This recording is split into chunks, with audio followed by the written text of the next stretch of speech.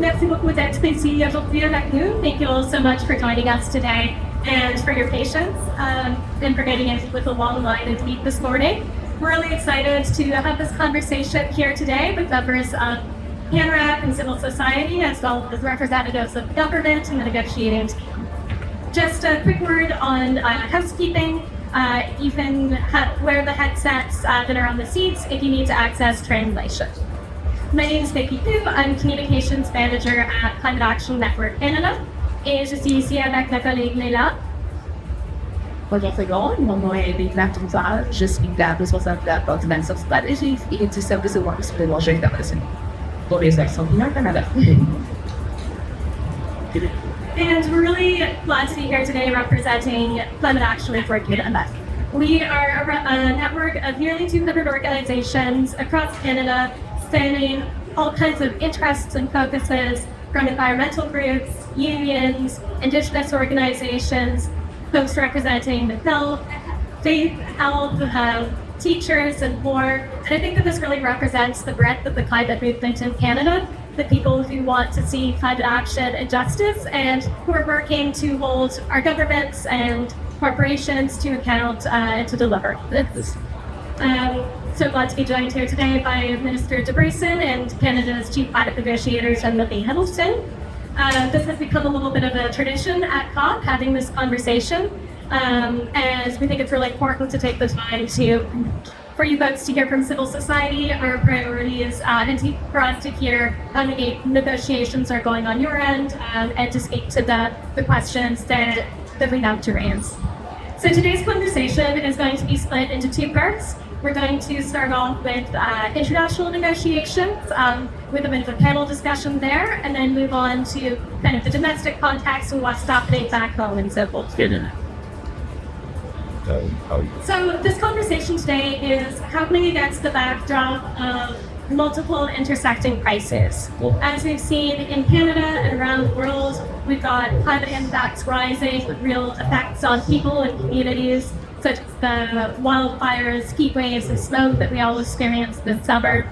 We're seeing the damage of fossil fuels and extractive industries on communities, land defenders, water defenders speaking up against this, and the way that states often react to this with surveillance and criminalization and violence rather than with listening. We're seeing genocides unfolding in Gaza, Sudan, and the DRC. And just south of our border, there's a scary, unpredictable administration causing harm to its own people. And all of this, obviously, is eroding a lot of trust in multilateralism, in the effectiveness of the COP processes, and what these places could deliver. And then, of course, back home, we're also concerned about what we see as a bit of a deprioritization and backsliding on climate on the political agenda. So that's a lot to cover in our conversation today. We only have 45 minutes or so, but we're eager to get into it. So je vais maintenant passer la parole à Léla pour souligner notre vision et nos priorités pour cette COP. Merci beaucoup, Vicky. Bonjour, Madame Member. I like not those here. Before I start, this is your little cue to put your headphones on if you're not bilingual, because those might be my last few words in English. Alors, merci beaucoup, Vicky, pour votre élément de contexte. Alors, pour justement décider, parce qu'on est à un moment charnière quand même pour cette COP. Oui, on parle beaucoup justement de la COP de la gouvernement. Je pense qu'il faut maintenant que de la COP de la gouvernement. Alors, un débat peut-être pour justement n'est pas seulement entre l'action et l'inaction, mais on parle plutôt aussi de honorer l'accord de Paris et de ce qu'il faut faire pour justement honorer l'accord de Paris. Et c'est que peut-être certains gouvernements refusent de procéder à ce stade-ci. Alors, si on parle de la COP30, on parle de la mise en œuvre sur, comme vous le dites, ça doit se dire, qu'on puisse permettre d'accepter certains reculs à soi. Parce que la mise en œuvre est justement dans Et c'est pour ça qu'on est ici au Réseau Action Climat du Canada avec nos membres et alliés qui la mentionné avec plus de 200 voix, plus de 200 organisations qui se représentent, qui se battent tous les jours pour les politiques climatiques ambitieuses, mais aussi pour le suivi dans le vie. Alors ça, c'est quand même important. Et nos priorités sont bien claires pour cette chose. Premièrement, sont que le Canada s'engage à protéger la COP30 en mettant justement fin à l'expansion des énergies fossiles et en clarifiant à chaque fois le réduction d'émissions, cohérence en législation.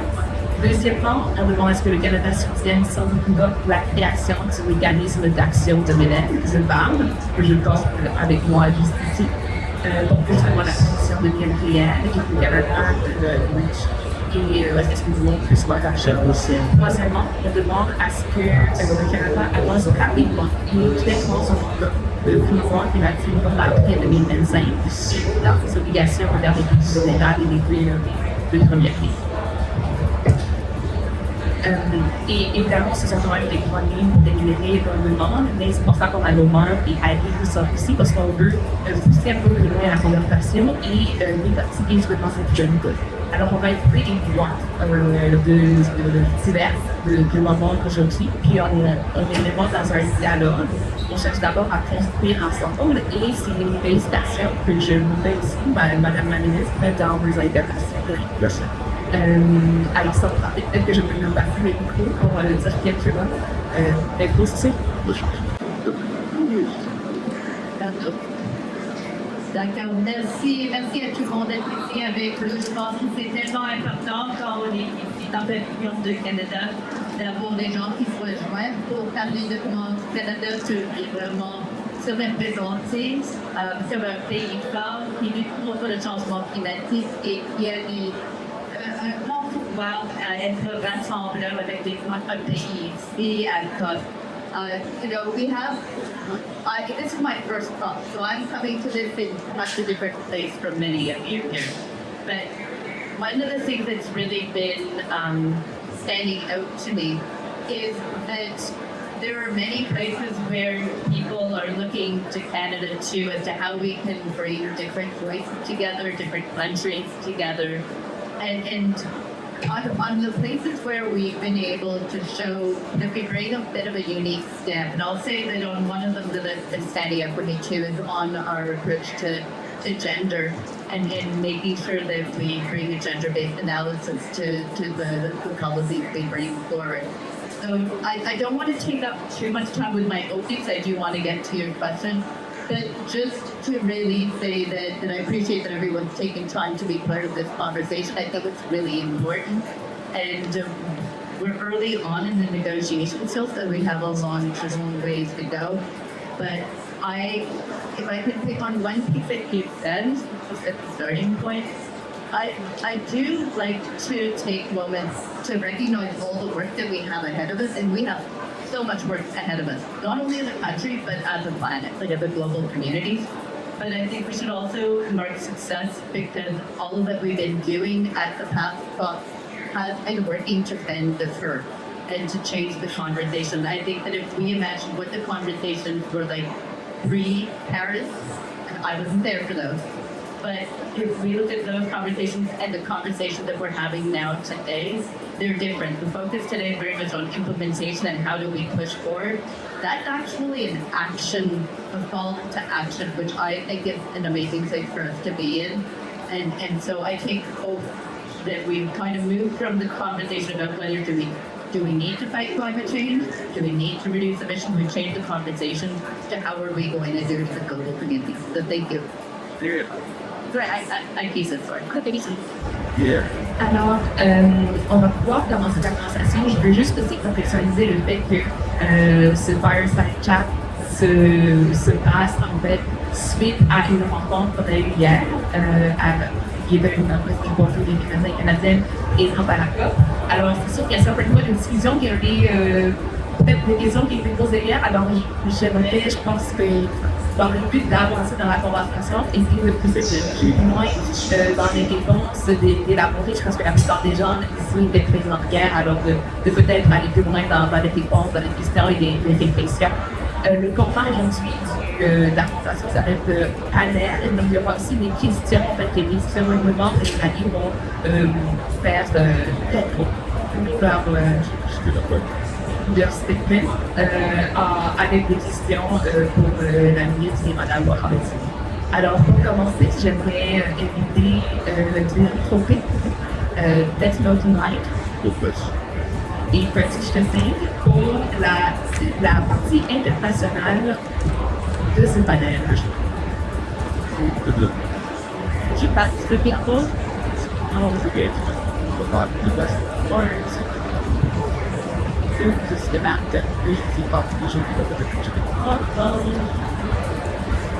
Alors, j'ai une première question pour introduire justement le sujet sur les enjeux internationaux, mais elle est très large pour justement inciter les membres justement présents à eux-mêmes définir comme je veux aller d'avant avec cette discussion. Alors, pour commencer, selon les rapports internationaux, justement, les écarts sont notifiés pour les émissions, le financement et l'adaptation des phénomènes flagrants et clairs. Alors, parlons ensemble des obstacles à l'action et surtout des solutions. Alors, pour vous, mes chers non-élèves, qu'est-ce qui constituerait un progrès certain et significatif à cette code?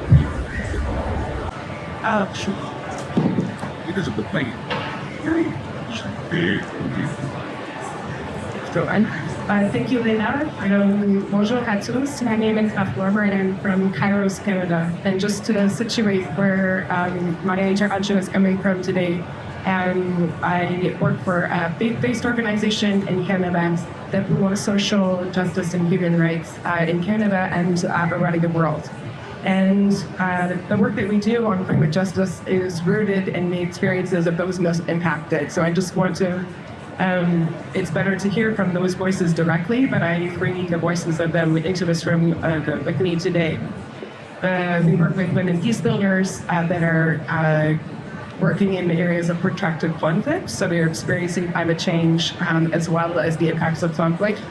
And also, I'm bringing with me just the voices from the Philippines that I heard earlier this week at COP, speaking about their fear in the next super typhoons and their fear that they have just hearing the sound of rain. So I just want to bring their voices into that space, into this space. I think I am deeply concerned with the shortcomings of the new collective quantified goal. The amount that was agreed to at the last COP falls very short. The 300 million falls very short of the $1.3 trillion that are needed to really address the climate finance needs. And what my concern is that we're not seeing the level of action needed, and those needs continue to accumulate. So the needs that were on the table at the last COP were informing what countries, what parties were negotiating at that time. And what we're seeing here this year is an accumulation of those needs. We're all doing mitigation, adaptation, and loss and damage. So I am very keen and concerned in bringing the voices of workers into wanting to see the global north bring their responsibility to the table to add to that funding. Do something. Any other question that you want to formulate based on these shortcomings that you're mentioning? Yeah, I think my question is, we cannot, for adaptation and loss and damage, what I have been seeing in negotiations is that we are always packaging how we what Canada delivers in terms of how it brings benefits to Canadians. And I'm keen to know how we can be integrating human rights and our responsibility on the world stage, saying how we can voice that in the integrations that Canada is bringing to the table. Areas climate finance cannot just be expressed through an economic benefit, and so I'm curious to see how elements of human rights are being brought into the Canadian development of their next that's like les marchés commissaires. Oui, ça, c'est vraiment la SDQ pour certains. Bonjour tout le monde, Francis Bénat. Je suis plénipoté, donc je analyse des politiques à l'Association canadienne des organismes de coopération internationale, l'APECI. Nous sommes un réseau de 70 organismes qui sont basés au Québec, qui travaillent aux coopérations de solidarité internationale. Et comme réseau, donc on fait la promotion de la justice sociale et particulièrement la promotion des droits humains, des droits des femmes, de l'égalité des genres, de la paix et de l'environnement. Donc c'est pour ça qu'on participe activement au cadre depuis plusieurs années avec des partenaires et aussi avec les délégations jeunesse. On a 7 jeunes qui nous accompagnent, 7 militants et militants pour le climat qui nous accompagnent cette année. 7 avec.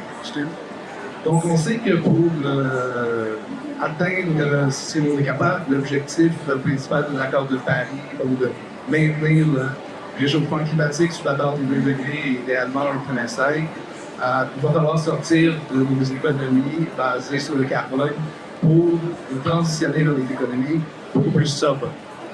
Au niveau du carbone, cette transition-là qu'on doit faire ne doit pas reproduire les inégalités actuelles.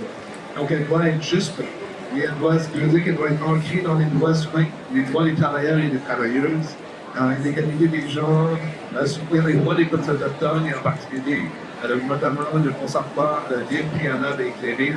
Toutes des choses qu'on peut faire pour s'assurer que la transition ne soit pas juste une transition qui nous permette de s'attaquer au changement climatique, mais aussi d'arriver vers des sociétés plus justes et de s'attaquer en même temps à la pauvreté et à l'inégalité. C'est un peu une opportunité quand même de changer la société pour moi quelque chose de plus positif. Donc, on a mentionné tout à l'heure que cette COP-ci, c'est vraiment une COP qui se veut une COP de mise en œuvre. Et donc, dans le cas de la transition juste, on sait que depuis plusieurs années, il y a des discussions tranquilles au sein du groupe de travail sur la transition juste.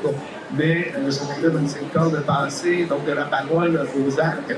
Et bon, c'est pour ça que cette proposition-là, qui a été appuyée donc, à plus de 1000 organisations dans plus de 100 pays, et ça se vient aussi par le G7 notamment, donc de créer un mécanisme concret de coordination pour permettre d'avancer vers cette transition juste-là de manière plus concrète, donc pour permettre de mobiliser du financement, de s'attaquer à certains obstacles à la transition, par exemple une photo-maquette, certaines règles commerciales injustes, d'apprendre aussi les différentes initiatives qui ont cours un peu partout et de répliquer certaines solutions et donc de s'assurer que la transition soit ancrée, comme il mentionnait, dans la justice.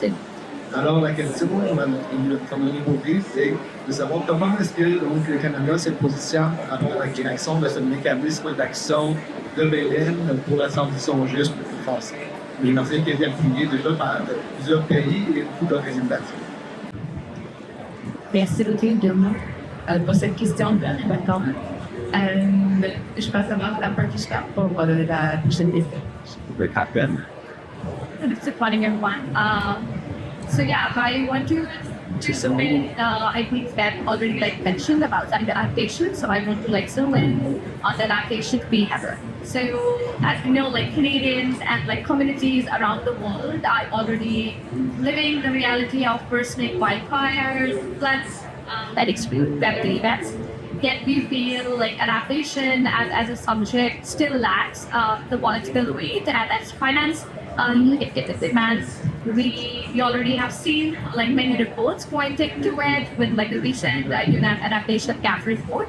That so far here at COP30, I would say they're hearing very clearly that the real I would say the fracture point in the negotiations on adaptation, whether we talk about the global goal on adaptation or national adaptation plans, it's not about indicators or the structure. It's about finance. And we are seeing, everyone here agrees the global adaptation matters, but the question is who will fund its implementation? I heard Minister, you spoke in your initial quick remarks about implementation. So I think that's where the question is hanging on adaptation. So would love to hear your thoughts, how Canada is planning to respond to these calls of adaptation. Merci beaucoup, Patricia. Alors, je vais vous passer la parole rapidement. Je vais me permettre de résumer peut-être les questions rapidement pour que le sport tout ça. Alors, premièrement, on a la question de Ben qui nous demandait justement comment le Canada had a distinguished shortcomings, que ce soit un royaume mais aussi par rapport à l'enveloppe budgétaire pour l'après 2027. On a aussi Denis qui nous demande concrètement, en fait, qu'est-ce que le Canada va faire pour s'assurer de pousser pour la transition juste et pour la mise en œuvre du BAM. Aussi simple que ça. Et on a aussi Patricia encore une fois sur l'enveloppe budgétaire, mais précisément sur l'adaptation des fonds de compte du Canada. On verra donc sa application to solve country. Merci. Alors, j'ai essayé de prendre plusieurs notes, mais vous pouvez voir si je peux bien lire ce que j'ai écrit. Mais il y avait beaucoup de points. Alors, si je peux commencer peut-être avec les questions de financement, parce qu'il y avait vraiment deux questions du côté de financement, et si après ça, je pourrais parler aussi des emplois durables. On the climate finance piece, I'm just reading from my notes before I can go, because I was trying to make sure I caught what you were talking about. So there are two pieces to the question, I think. And one is the spread of the funding that we put in. And are we centering issues of social justice, and are we centering adaptation as our funding that we do? I guess another question was about the forward-going outlook and how do we plan on why we're contributing, not only in the country, but what is our role as a global, like in the global negotiations about that. So if I started with the adaptation piece and just kind of put from there, at the moment, Canada's financing does have about a 40% split towards adaptation. It's already an important part of the funding that we put towards climate finance. And that's something that I think is very important in the structure that we do. Some of the stories that I've heard here while I've been here in Berlin have really showed the impact of that unfunded thing. Just yesterday we announced about $400 million that will be going largely to small farmers in the agricultural space on adaptation. Food security being one of the primary issues that comes out of climate change. So that kind of is one of the examples of the types of funding that we're doing. But I also got to hear about some of the funding that we've done, and we clubbed it up to for Amazonian projects that are happening right here in this area, along with some of the other provinces in the Amazon, which go to the second point, I think, of what we were talking about. The stories that I was hearing in that context were very much about how Canada is seen as pushing forward on trans LGBTQIA rights when we're doing our funding, then also on gender being centered in that funding. So in the story that we were hearing from the Amazonian project, it was very much about how women who were leading the fight for protecting the land that they live on were actually having their voices empowered because of the way that CAN is putting forward its funding. So to me, that's a very important piece for us to be including going forward as well. And I think that that's a space that Canada can play a very large role in pushing forward in the, like what we're saying, the gender-based analysis writ large, and having a human rights kind of imprint that goes forward. The question about funding and in the forward-going piece, I don't have an answer for that, and I try to be very straight up when I'm talking with you. Like, if I have an answer, I'll give it to you. Right now, that's still being discussed. So I don't have an amount that I can tell you and to give you that commitment. What I can tell you is that, those conversations are going forward, and there are two parts to it. One is the public financing piece of what Canada will bring as a country to the table. The other piece is how can we be getting others, including private philanthropic, to also be putting money towards it. Because that's one thing that we did in the G7, which was in Toronto. It's hard to believe, but it was really just in the past 2 weeks. Is that we brought together multilateral development banks, climate finance, or funds. We brought together philanthropic organizations, and they were talking about what can we do as federal government when we put forward our public dollars to help them get more dollars in. So that's part of the thinking. That's not the whole answer. That's just part of what we're working on. Finally, and I'm sorry, there were a lot of questions all wrapped up in there. The last point was about sustainable jobs. Donc, les emplois durables sont importants de la manière dont nous approchons les choses au Canada. Au Canada, nous avons loi sur les emplois durables et c'est vraiment quelque chose dont nous pensons aussi, de comment on va continuer au Canada. Je sais qu'on va avoir une conversation plus du côté domestique, mais c'est juste à dire que déjà, comme pays, voir beaucoup de changements dans notre économie, c'est quelque chose dont nous pensons de comment on doit faire des choses. Alors, c'est quelque chose qui informe comment on pense du côté international. On est vraiment au début de ces négociations, mais si je peux juste demander GM à donner un peu plus d'informations de où nous sommes avec ces négociations en particulier, j'aimerais donner peut-être plus d'informations.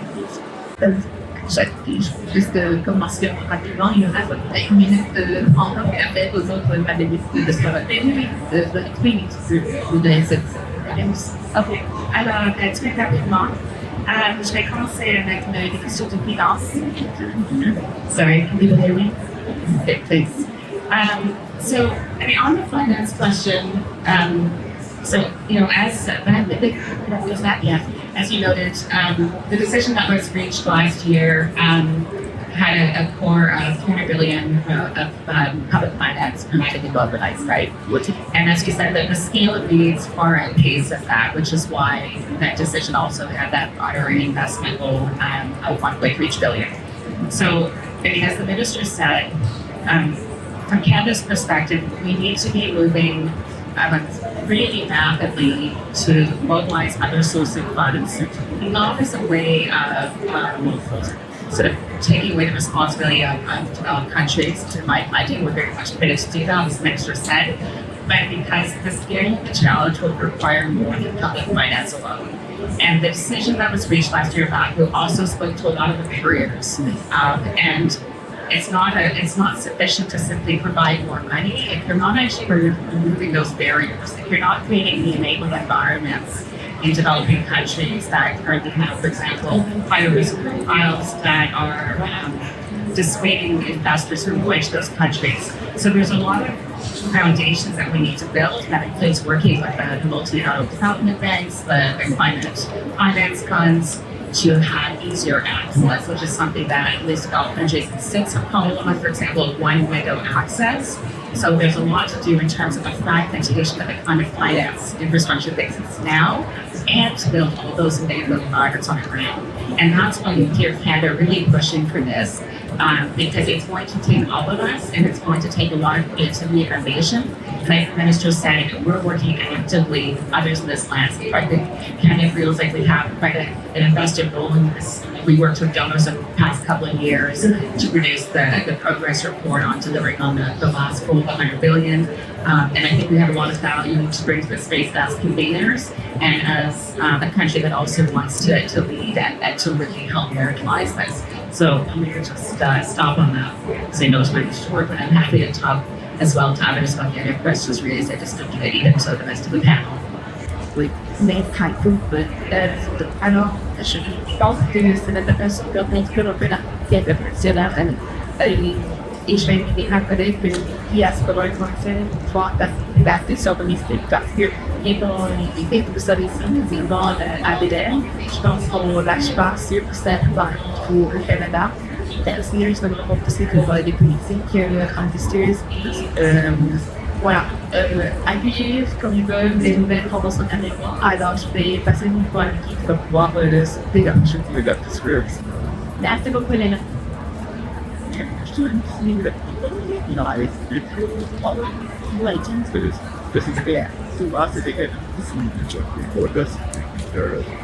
Thanks so much, Leila, and to all our panelists in the first section. Minister, you spoke at the beginning with analyst implementation, and so this section, as we all know, what we're discussing here in these rooms cannot make any progress without the action dive and the student. So that, so excited to dive into that, and as you're leading the COP today to take up the work that goal. We'll move the conversation there.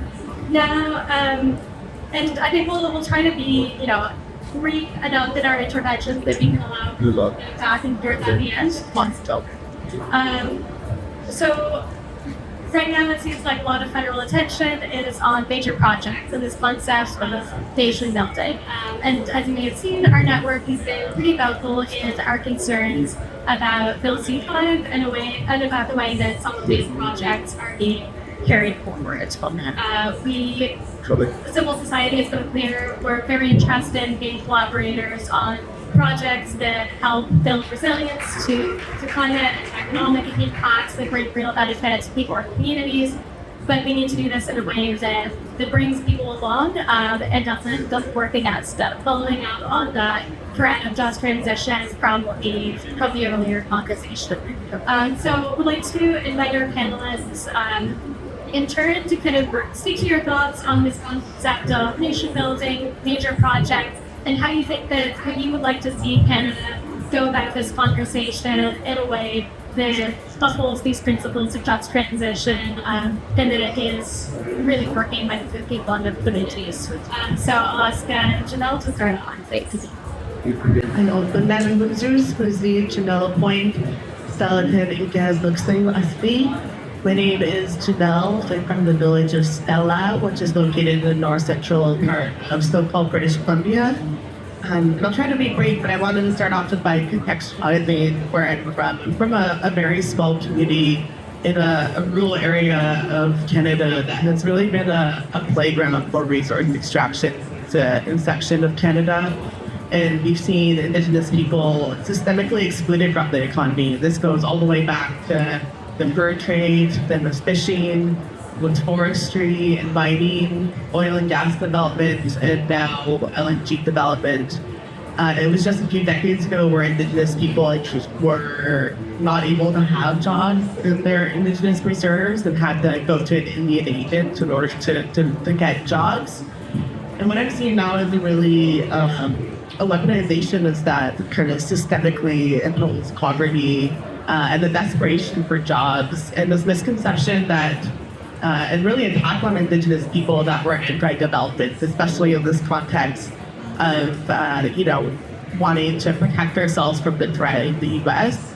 Indigenous communities that are concerned about these major projects are being really attacked for being inhibitors of progress and now inhibiting so-called standing up to the U.S. setting.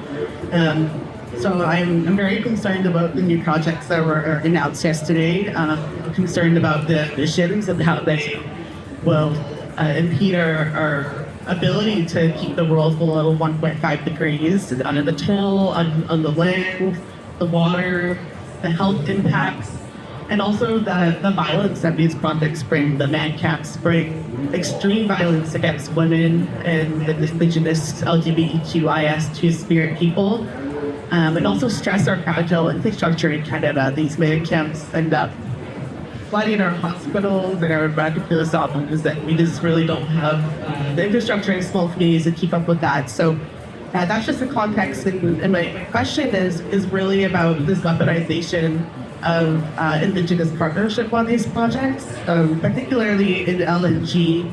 The International Energy Agency is projecting that global demand of oil and gas and LNG will peak and begin to plateau at 2030. We also have some warnings from our fellow G7 nations, such as Germany, who passed the Acceleration Act in 2022, and part of their Acceleration Act was fast-tracking 6 LNG projects, and 5 of those projects have already been abandoned. So I'm really concerned that Indigenous people are not only going to be left with environmental impacts, but be stranded assets and loans that they're not going to be able to repay.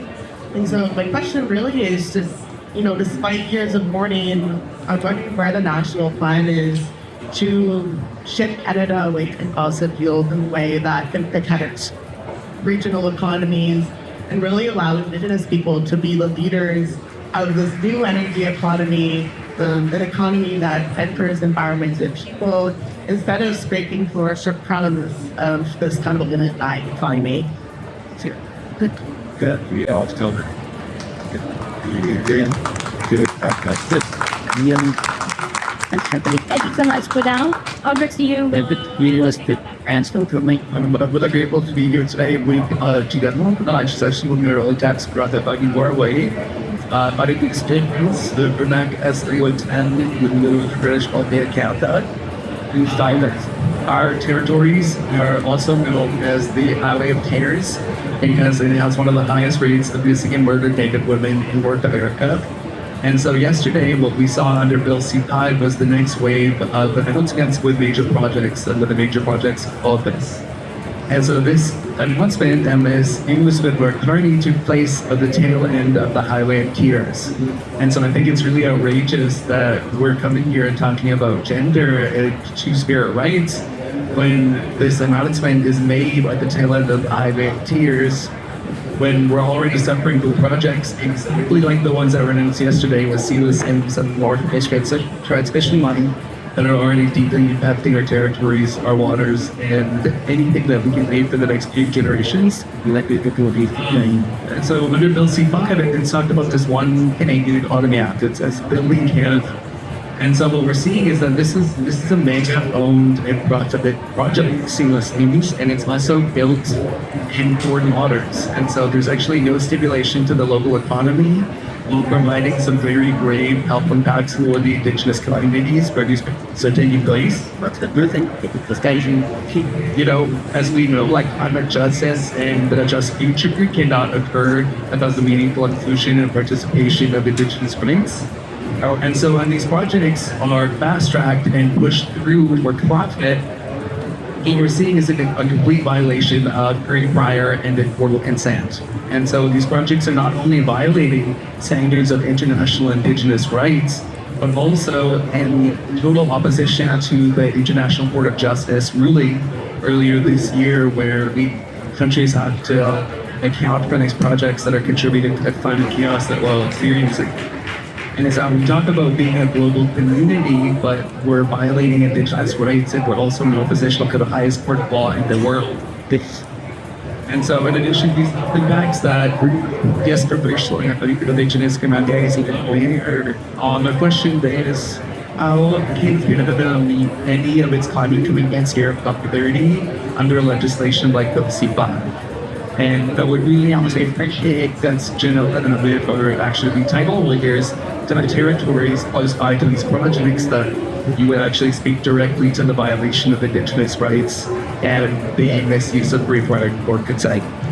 So you want to go after What else? Hello everyone, my name is Pavilion. I was in the until the first. Please. So Canada is committed to ending fossil fuel subsidies, and yet it's now considering or has approved of it, as I've just heard, municipal industry projects or projects that enable the continuation of the fossil fuel industry. So in addition to zealous with LNG, we've also gone on a big push for the Pathways Alliance CCS project. That project is owned by 6 of the largest and one of the fossil fuel companies in Canada, 5 if you consider the big merger recently.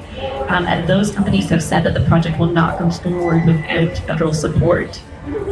And so here in COP, we're hearing about the urgent necessity of public finance or the just transition and to achieve the goals of the Paris Agreement. And as was just mentioned, ICJ opinion affirms that we have an obligation as a global north country, a legal responsibility to act in alignment with the Paris Agreement. And at home, of course, we're hearing from the government that it's allocating this limited budget that we have domestically, and that's going to cause us to have some tough choices. But so far, the implication of Canada's choices have really been not aligned with its international commitments or what other climate leader countries are calling for about COP. So my question is, what is the plan to end fossil fuel subsidies for real? And how can that be achieved while prioritizing these nation-building projects or so-called nation-building projects that prolong fossil fuel dependency? And we've just seen the advancement of tax credits for CCS and LNG in the most recent 2025 budget. Thank you so much to the three of you for those interventions and questions. I know we only have a couple minutes left, so I think we need the minister, if you're able to speak directly to those questions that the panelists raised around a national plan to shift away from fossil fuels in a way that respects Indigenous leadership.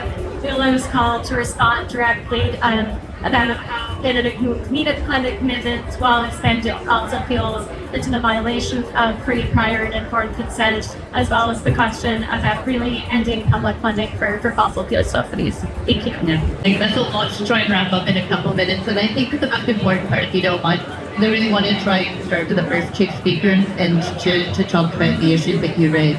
And on the issue about consultations and our major projects and what does it all mean and look like, and how do we make sure that Indigenous people are actually not only just heard, but that their voices are part of it, that's part of the decision so important. And I think that that's really important. So one thing that I talked about briefly yesterday, but I've gone quite a bit through it just because it's a process thing, but I think it's an important thing, which is the major projects, when they're announced, don't go automatically to be listed under the Build Canada Act. So there is, still right now, none of the major projects that have been listed, either the first list or this one, have not been put under the Act. So the process under the major projects office, we have actually other conversations that are deeper than 2 minutes right now. But the process for major projects is more it's supposed to be, they've described the concept here of it, but it's more of a way of taking these projects and saying, okay, what do we need to do to bring together to make it go more quickly? But if we do it, a lot of it is about how they can arrange for not only financing but permits and the like. But it doesn't take away the government's obligation, the Canadian government's obligation on consultation. So I just want to be really clear about that piece. Our consultation obligations remain the same. And that is something that must, as part of the actual projects going forward, they can't go forward without consultation and actually making sure that that is centered as part of the consultation. I just want to say, because I do think that it feels sometimes that when the list is announced, then suddenly it feels like something there has been skipped. And so I'm just, if I think I've put in the commitment here, but it's not just my commitment, it has to be on the government side and not just me here. This consultation piece is absolutely something that must happen as part of that process going forward.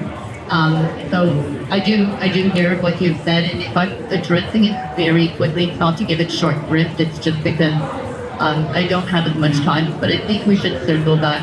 I will say, when I look at the projects that were listed yesterday, and I am curious about what you were saying about the Northwest Corridor, because to me, when I was looking at that, I was seeing that and the Iqaluit Hydro is a big win for moving forward on electrification. How we can make sure that there's clean electricity, and particularly with Iqaluit, how do we move some of our northern communities off of diesel, which is not only about climate impact, but it's also about making allowing those communities to have more reliable and affordable energy for their communities as a path going forward. So a lot of the projects, when I'm thinking about nation building, I'm kind of viewing it as how do we build our country. We need to do it in a way that builds well. Now, you will often hear me say that. To do that, we do need to make sure that climate analysis is part of the process. We also need to make sure that there's consultation.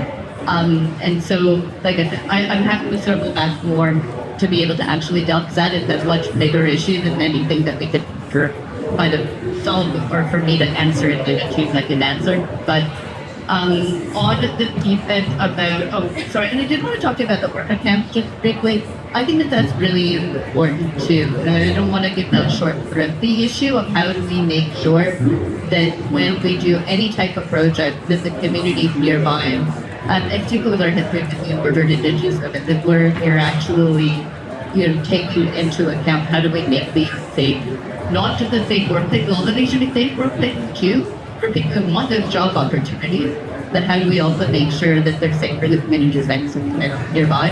I think it's really important. So thank you for raising that specifically.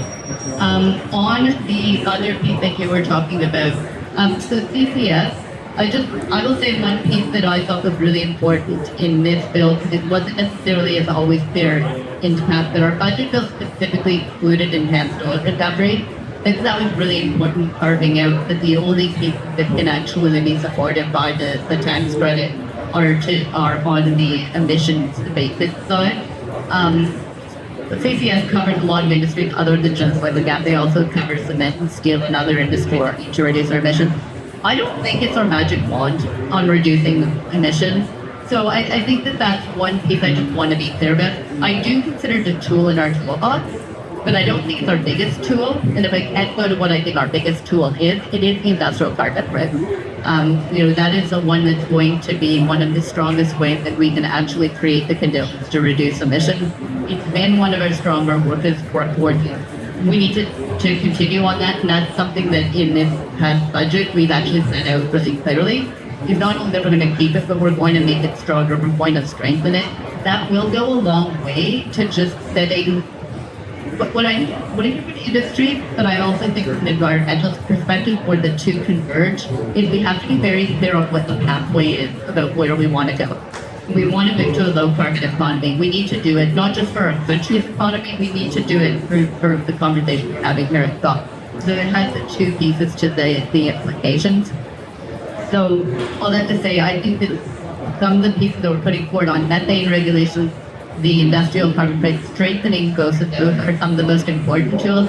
The CCS is one tool, but it's not the one that I'm going to ever hold up and be the one that's going to answer all of the other pieces.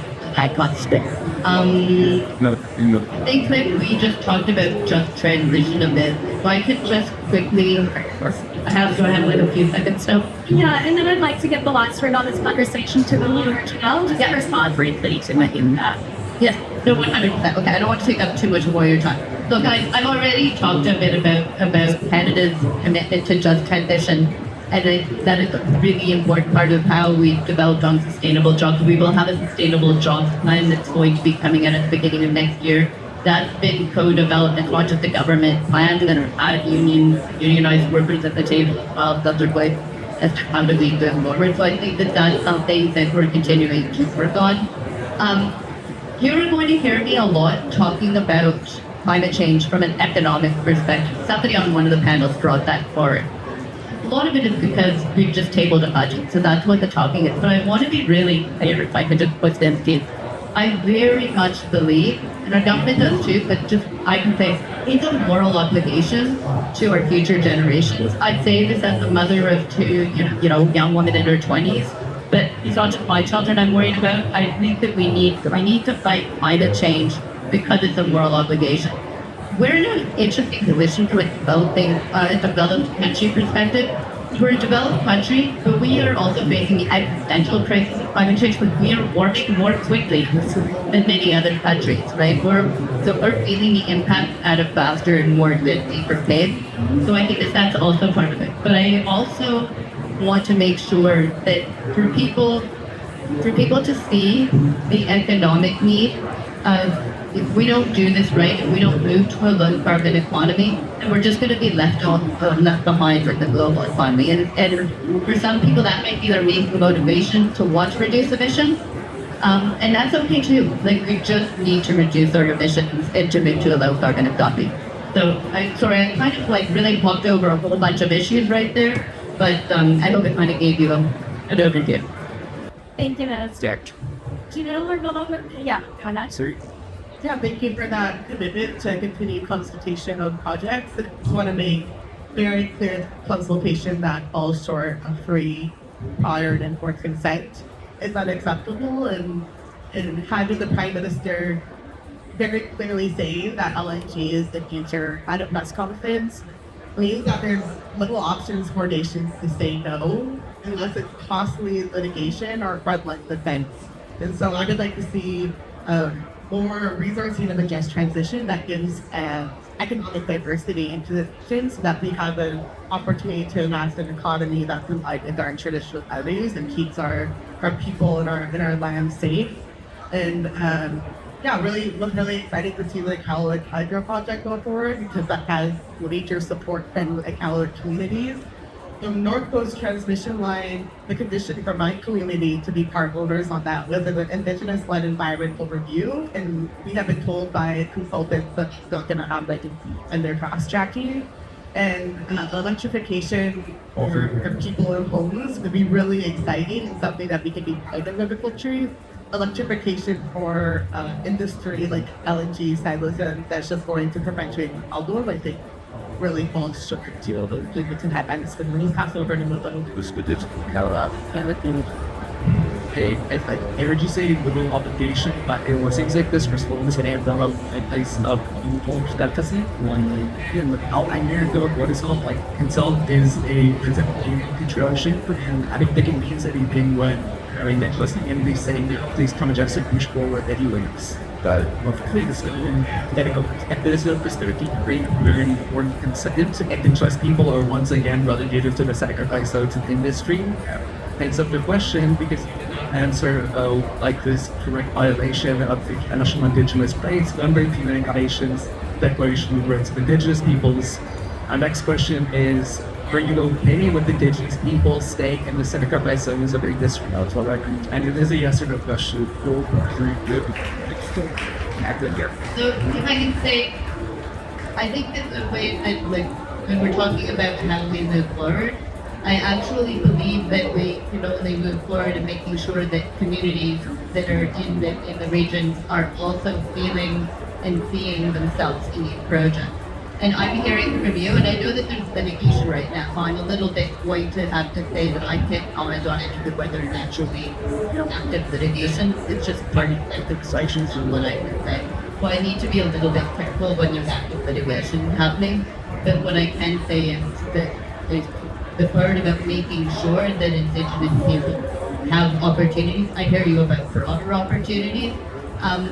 That is a really important part of moving forward. And if I can just take 2 seconds, it's not exactly the same thing, but it is an example of how things can move forward.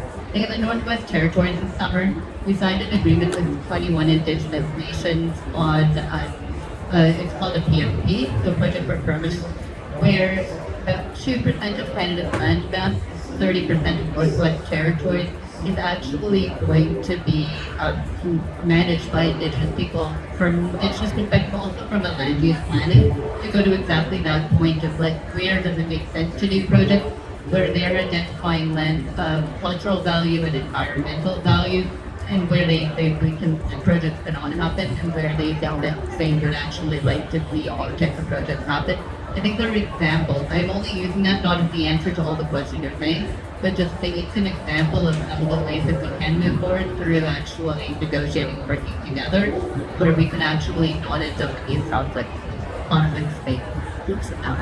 Thank you, Minister. I know that we have exceeded our time and appreciate that patience and flexibility of your team and the Pavilion team on this.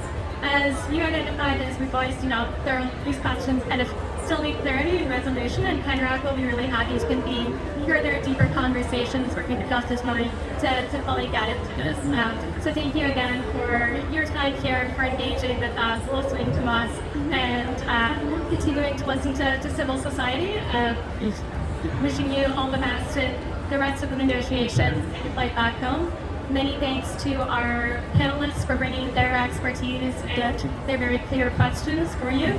As always, we come bringing gifts. So we've got a pin and a sticker for the BLM action mechanism, which we hope you'll take as a sign to champion just recognition in these international spaces, as well as really considering what it looks like back home, this even equivalent. Thank you again. Thank you to everyone who has participated. Merci beaucoup tout le monde. Bon,